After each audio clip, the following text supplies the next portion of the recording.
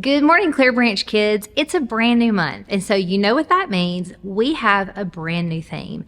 And this month, we're going to be talking all about patience. So I bet that there are several of you, I'm going to bet actually all of you, at some point have had someone, your mom or your dad or another family member, or especially one of your teachers that have told you, sit still, just be patient. And of course, we know that most of the time that's them trying to get us to calm down and wait for something.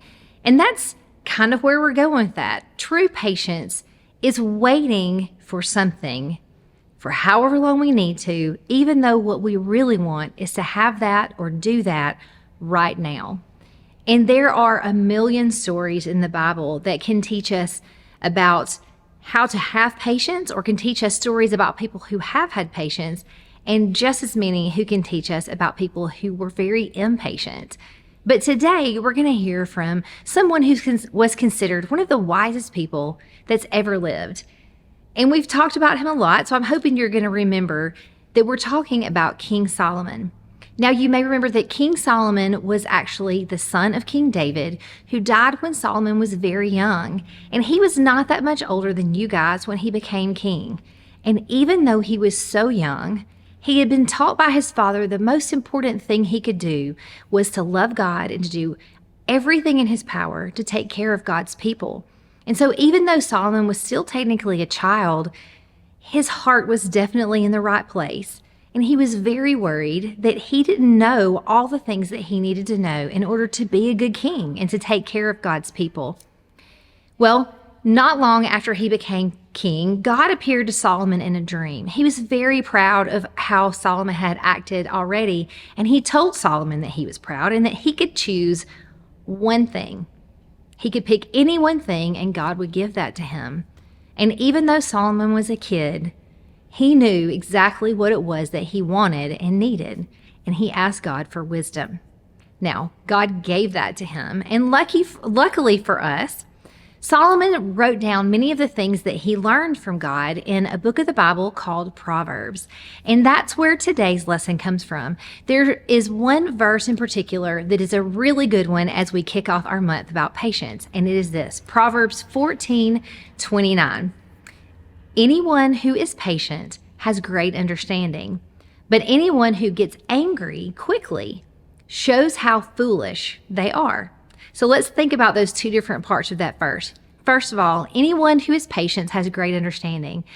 And what that can show us is that through choosing to be patient, through not rushing into things, you can learn wisdom. So you can grow in wisdom throughout your lifetime. And the second part of that is, but anyone who gets angry quickly shows how foolish that they are. Now, just because someone is foolish doesn't mean that they're not smart.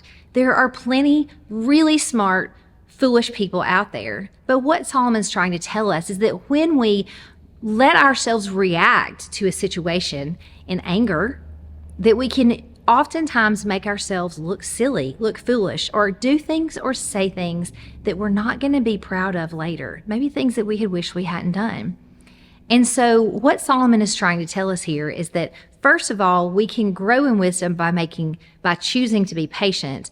And also that when we choose a patient response instead of reacting to something in anger, we come across as a better person and we're showing God's love in a better way. And guys, just like I said earlier, there's so many examples of this in the Bible. The first that we might even talk about is King Solomon's own father, King David. It was 10 years from the time that King David was anointed to be king before he actually became king. And there were times during those 10 years of waiting that David could have gone against God's plan and made the impatient choice and gone ahead and been king earlier. But he knew that wasn't God's plan, and he made the choice to be patient and wait for God's timing.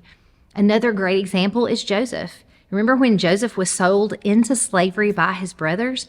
Years and years and years went by through which Joseph had many, many adventures. He worked as a slave. He was wrongly accused. He was in prison. He was taken out of prison before later being second in command of all of Egypt.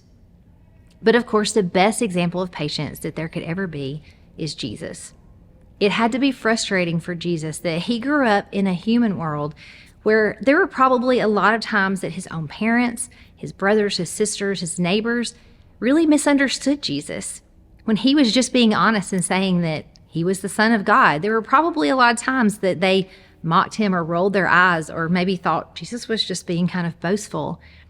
And then, of course, later when he began his ministry, there were plenty more who mocked him. And then even those who tried to turn people against him or to have him arrested for who he was as a person and the things he was teaching. But through it all, Jesus chose patience. And guys, that's what we need to do. We need to keep our eyes on Jesus, and we need to take a deep breath in any situation and find a way to make the patient choice, to make the good choice, to not react in anger. And that's our bottom line for this week, that waiting can make you wise.